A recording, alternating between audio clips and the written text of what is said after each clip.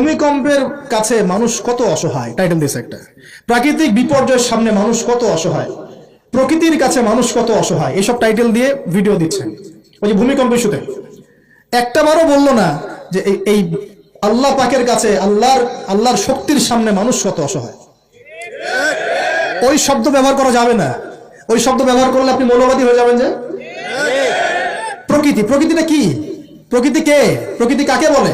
কত প্রকার? প্রকৃতির স্রষ্টা কে? প্রকৃতি কে নিয়ন্ত্রণ করছে? ভূমিকম্পের কোনো ক্ষমতা আছে না? ভূমিকম্প যে দেয় তার ক্ষমতা আছে। এই সাগরের কোনো ক্ষমতা আছে? সাগরে যে জলোচ্ছ্বাস দেয় তার ক্ষমতা আছে। এই মাটিটাকে স্থির কে রেখেছে? এখন আমরা তো এখনো মহাবিশ্বে ঘুরছি না? এই যে ওয়াজ করছি যখন আমরা, এখনো পৃথিবীটা ঘুরছে। আমরা কি বুঝতে পারছি? কে পৃথিবীকে স্থির রাখলো? কেউ বলবে না যে আল্লাহর আযাবের সামনে মানুষ কত অসহায়। হ্যাঁ, বলবে প্রকৃতির সামনে মানুষ কত অসহায়, ভূমিকম্পের সামনে মানুষ কত অসহায়। মানে এমন এমন চটকদার কিছু শব্দ দিবে, এই শব্দগুলো আপনাকে চিনিয়ে দিবে যে কারা আল্লাহর বাহিনী, কারা আল্লাহর দুশমনের বাহিনীর মধ্যে আছে।